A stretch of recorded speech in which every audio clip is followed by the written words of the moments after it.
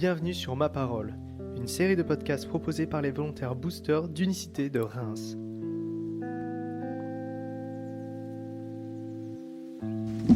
Salut tout le monde, aujourd'hui on se retrouve sur le podcast Ma Parole et aujourd'hui on va parler d'un sujet qui nous touche tous, la santé mentale et plus particulièrement la dépression chez les jeunes.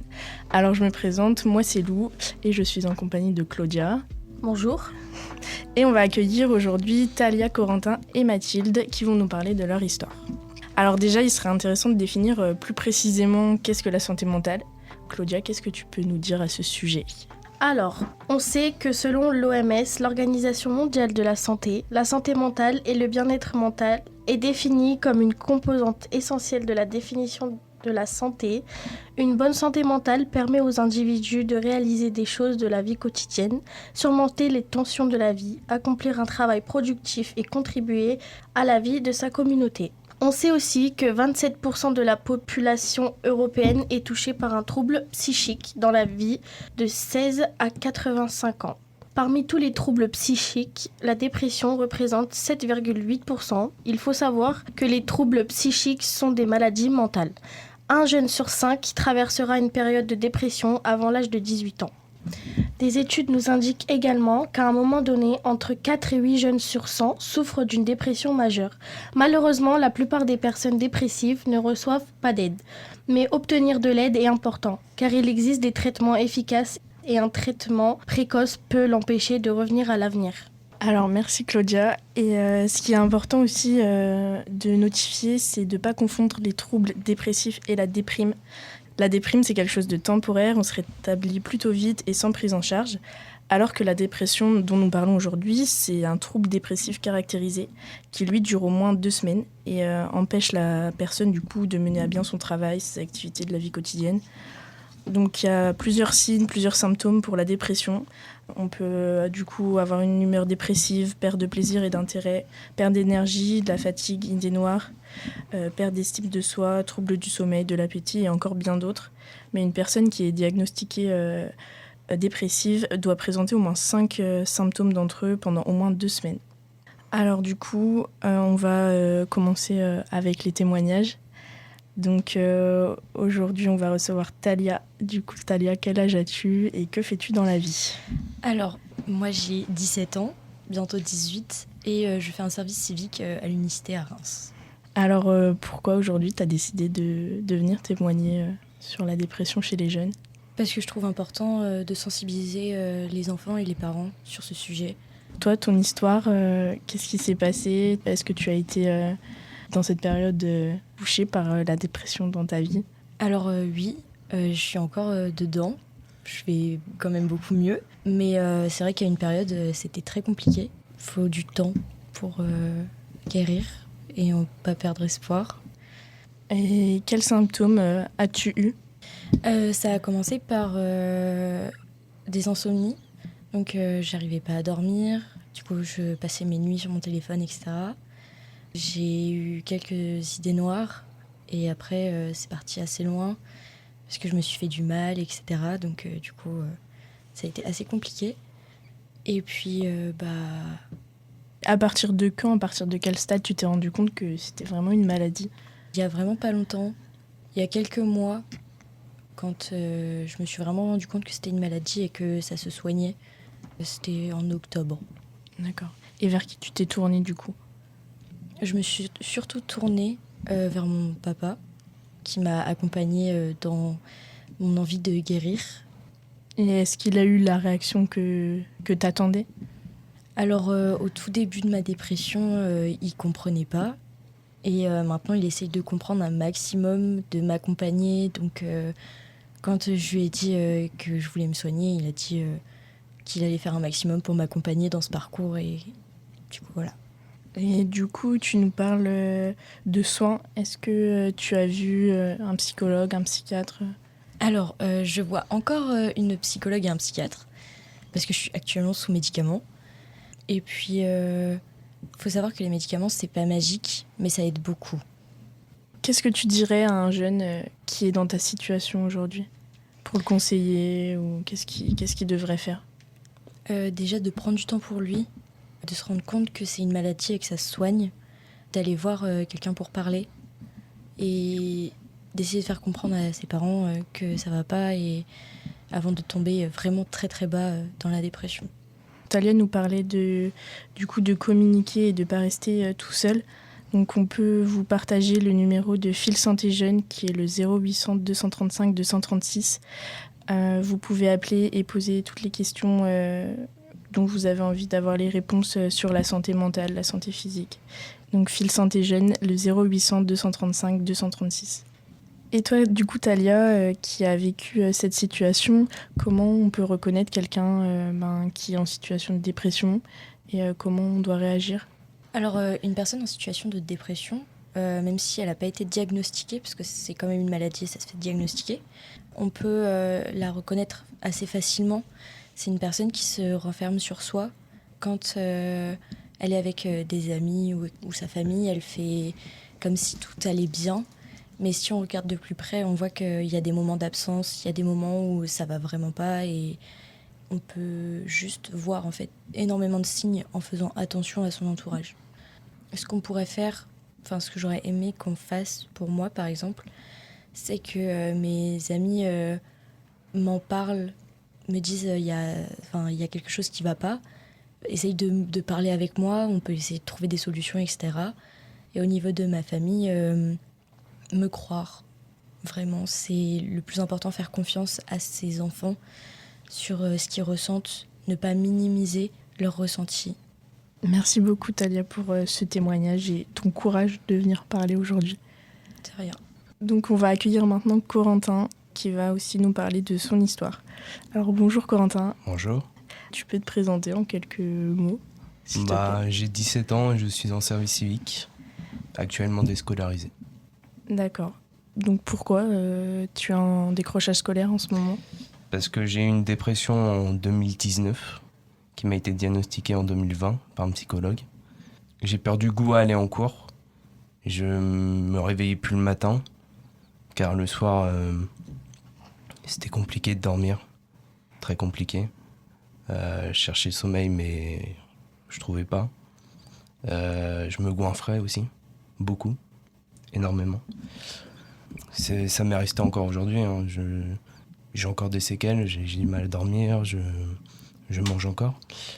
Mais voilà, c'est suite au décès de ma sœur en 2016, donc j'étais en CM2. Donc j'ai eu la phase du deuil. Malheureusement, moi, ça a été que le déni. Donc j'étais dans le déni jusqu'en 2019. Et en 2019, ça a surgi d'un coup. Ça m'a explosé en pleine face, si je peux dire. Et après, je suis tombé bien bas. Est-ce que du coup tu as été accompagné pendant cette période de dépression ? Ouais, je me suis surtout accroché à ma mère, parce que ça a été un pilier pour moi. Mais j'ai vu quelques psychologues et un pédopsychiatre. Justement, le psychologue en question m'a diagnostiqué en dépression. Mais moi, j'y croyais pas. Franchement, je savais pas trop c'était quoi la dépression. J'ai été pendant un certain temps encore dans le déni, jusqu'au jour où je me suis rendu compte, j'arrivais plus à dormir, je me goinfrais. Et, il y a quelques temps, j'ai cherché les symptômes. Et franchement... Tu t'es reconnu ? Ouais, voilà. Genre, je me suis dit, pardon pour la vulgarité, mais putain, c'est moi. C'est moi, là. Et du coup, comment t'as réagi ? Qu'est-ce que t'as fait quand tu t'es rendu compte de ça ? Alors vraiment, c'est ma mère qui a essayé de me sortir de l'eau. Elle m'a envoyé voir plusieurs psychologues et l'école aussi m'a envoyé voir plusieurs psychologues. Malheureusement, j'ai pas accroché. C'est-à-dire que je parlais avec eux, ça me faisait du bien. Mais non, je pouvais pas. Je ne sais pas comment expliquer mon sentiment face aux psychologues, mais je ne pouvais pas. Je me suis accroché à ma mère et c'est elle qui m'a monté, qui m'a pris par le callback, si je peux dire, et qui m'a sorti de l'eau. Tu nous dis du coup que t'arrivais pas à parler avec les psys. Est-ce qu'il y a d'autres personnes, à part ta mère, à qui tu as pu en parler et pouvoir souffler un peu ? Ouais, mes amis, ma grand-mère. Ils te comprenaient ? Ma grand-mère plus, mes amis moins. Parce que si t'as un pote en dépression, tu vas moins le croire. Alors que vraiment, faut faut vraiment le croire, quoi, parce que c'est pas de la rigolade. C'est une vraie maladie qui peut entraîner au suicide. Et ouais, c'est triste. Est-ce que du coup tes proches ont eu la réaction que t'attendais? Ma mère, oui. Ma grand-mère aussi. Mais mon père, non. Mon père, vu que j'étais en décrochage scolaire, il disait que tu vas rien faire de ta vie. Et moi, ça me poussait vers le fond. Et ma mère, pendant un certain temps aussi. Mais en même temps, je veux dire, je les comprends. Parce que ton fils est en décrochage scolaire. Et l'école te dit faites attention, la police, tout ça. Et du coup, moi, ça m'affectait énormément. Et du coup, je me renfermais encore plus. Et vraiment, je passais toutes mes journées dans ma chambre. C'était une période assez difficile. Ouais. Donc tu nous as dit que t'as pas eu de suivi psychologique. Est-ce que t'as eu recours à des médicaments, un traitement autre? Ouais, j'ai eu recours à des médicaments pour dormir qui faisaient pas trop effet. Quelquefois, ils faisaient effet, mais pas trop. Du coup, j'ai arrêté tout ça. Et je me suis vraiment introspecté, voir ce qui n'allait pas. J'ai réfléchi à ce qui n'allait pas, ce que je devais faire. Et je me suis accroché à tout ce que je pouvais. J'ai fait de l'escalade. Et je pense que je m'en sors aujourd'hui. Même si la nuit, ça peut être dur aussi de replonger dans ces vieux démons. Mais ouais, je pense que je suis en train de bien remonter la pente. Et j'espère que je vais pas retomber. Est-ce que le service civique t'a aidé? Parce que du coup, tu nous as dit que tu étais en décrochage scolaire, mais aujourd'hui, ça fait plusieurs mois du coup que tu suis tous les jours un service civique, que tu te lèves tous les matins pour aller travailler. Et, est-ce que ça t'a permis de remonter? Ouais, énormément. Ça m'a donné la force d'y aller. J'ai rencontré des gens super. Et ouais, c'est une force pour moi de me lever tous les matins et de me dire que je vais voir ces mêmes gens. Et comment tu te sens du coup aujourd'hui? Je me sens plutôt bien. J'ai pas trop de rechutes la nuit, comme des fois je ruminais, je me disais c'est peut-être de ma faute, mais là non, c'est bon. Je suis stable. Ok, merci beaucoup pour ton témoignage. Et encore une fois, pour ton courage avec Thalia de venir aujourd'hui témoigner sur ce sujet qui est vraiment pas facile à parler devant tout le monde. Donc voilà, merci à vous deux. Alors nous sommes maintenant en compagnie de Mathilde qui va nous parler de son histoire. Aujourd'hui, elle se sent plutôt stabilisée face à sa dépression. Donc on va l'écouter. Bonjour Mathilde. Bonjour. Alors moi, à la différence des deux autres témoins, je suis un peu plus âgée, j'ai 30 ans. Et je viens aujourd'hui témoigner effectivement de mon parcours en dépression. J'ai fait 3 épisodes dépressifs, dont un vraiment majeur qui a duré à peu près 1 an et demi. Et aujourd'hui, effectivement, je suis stabilisée et ça va beaucoup mieux. Pour ta part, quand l'épisode dépressif a commencé dans ta vie ? Ça a commencé pour moi en 2019 et ça a duré 9-10 mois jusqu'à ce que je demande de l'aide, où je me suis isolée petit à petit. Je multipliais les crises d'angoisse. J'ai commencé aussi à me faire du mal. J'étais dans un cercle vicieux où je suis allée assez bas, vraiment assez bas, avant de vraiment me dire aujourd'hui est-ce que je choisis la vie ou pas, et puis j'ai décidé que oui, et donc du coup j'ai demandé de l'aide. Et quelle aide du coup as-tu demandé ? J'ai contacté mes parents. À l'époque j'étais à l'étranger et je leur ai dit là ça va pas du tout. Je savais mettre le mot de dépression parce que j'avais déjà fait une phase dépressive. Donc je leur ai dit je pense que je fais une dépression et là j'ai besoin de voir un psychiatre, et je leur ai dit je reprends les mots de mes collègues. Effectivement, je leur ai demandé de me croire, c'était important pour moi. Et du coup, je suis rentrée en France et accompagnée par mes parents, je suis allée voir un psychiatre pour la première fois. Donc à ce moment-là, tu avais accepté et tu comprenais que c'était une maladie ? Oui, j'étais à un point, moi, où j'avais besoin de mettre un mot dessus et j'avais besoin qu'on me propose une solution. Et donc, quand on m'a diagnostiqué effectivement dépression sévère et qu'on m'a proposé une aide médicamenteuse, pour moi, j'étais vraiment preneuse parce qu'il fallait que je sorte la tête de l'eau, quoi. Et donc, à ce moment-là, tu as stoppé ton travail ? À ce moment-là, oui, j'ai été en arrêt. Et puis, suite à ça, j'ai Il y a eu 1 an où j'étais sans travail, mais c'était vraiment 1 an dont j'avais besoin pour me rétablir et être en convalescence à mon rythme. Parce que je pense que la temporalité, c'est fondamental quand on veut comprendre la dépression, parce que c'est quelque chose qui prend du temps, énormément de temps. Parfois, on se dit au bout de 2 mois, ça va, ça fait 2 mois. Mais non, en fait, c'est vraiment du temps long. Il faut être patient et courageux. C'est une guérison sur le long terme, du coup. C'est vraiment une guérison sur le long terme, d'autant plus que pour ma part, j'ai fait une rechute 1 an et demi plus tard. Donc comme quoi, parfois, on pense que tout va mieux et puis en fait, tout n'est pas encore réglé. Donc c'est vraiment à construire petit à petit et rester sécurisé avec l'aide qu'il peut y avoir, psychologue, psychiatre, famille, amis. Est-ce que du coup, lors de ta rechute, tu l'as vécu différemment ou tu as eu les mêmes symptômes ? Alors, pour la rechute, la différence déjà, c'était que je comprenais beaucoup mieux ce qui m'arrivait. Je savais dire, ça c'est un symptôme dépressif, et du coup, ça me permettait, mine de rien, d'avoir un peu plus de recul dessus et de me dire, là, il faut attendre que ça passe. Là, c'est la maladie qui parle. Et voilà, et pas donner forcément les mêmes proportions aux symptômes. Et donc d'être peut-être plus patiente. Ça reste pas facile à vivre quand même, et ça a pris quand même des proportions qui étaient pas faciles à vivre du tout. Mais c'est vrai que ça permet d'avoir un peu plus de recul sur ce qui nous arrive. Qu'est-ce qui t'a fait tenir ? Pour moi, ça a été, je pense, beaucoup ma famille. Ma famille qui a été hyper présente, et j'ai eu la chance d'avoir en plus une famille qui avait une intelligence émotionnelle énorme, qui a su m'accompagner de la bonne manière sans jamais me forcer, mais en même temps en me poussant toujours juste ce qu'il faut pour que j'aille de l'avant. Donc oui, je pense que ça a été ça majoritairement. Donc tes proches ont eu la réaction que t'attendais ?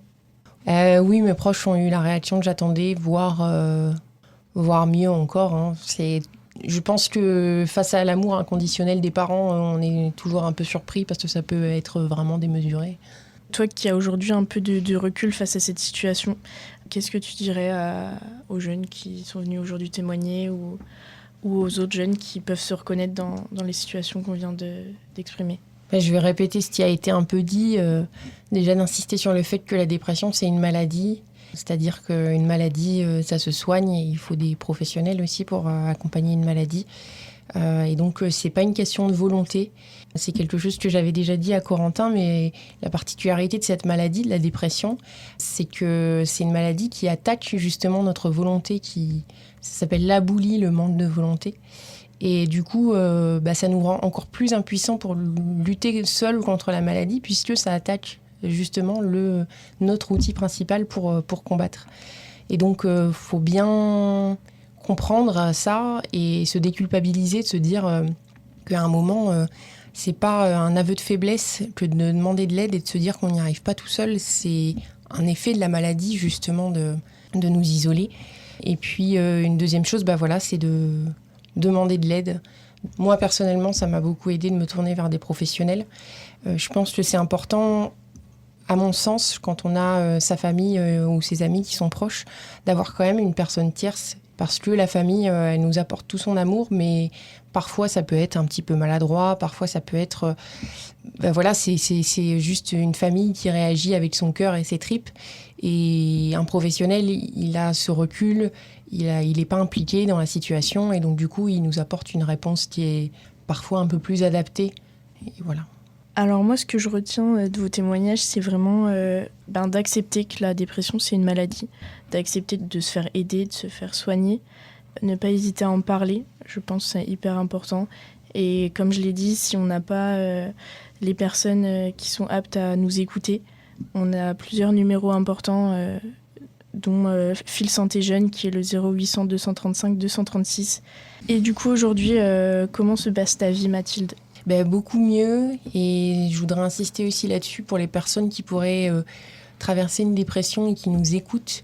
Parfois, on prend tellement l'habitude d'être dans le noir qu'on oublie un petit peu ce que c'est la lumière. Et quand on se fait aider et qu'on redécouvre la lumière, on redécouvre à quel point c'est bon de vivre. Et donc, j'invite vraiment ces personnes-là à faire confiance au temps et faire confiance aux professionnels et qu'il y aura un après et que cet après, quand il sera là, ils le sauront parce que ce sera une différence drastique. C'est comme un filtre qu'on nous enlève des yeux. Tout à coup, on redécouvre un petit peu le monde. Alors voilà, on va finir sur ces paroles positives. Donc une nouvelle fois, je vous transmets le numéro Fil Santé Jeune, le 0800 235 236. Vous pouvez appeler à n'importe quel moment. Une personne sera apte à vous répondre à vos questions. En vous souhaitant une bonne journée et à très bientôt.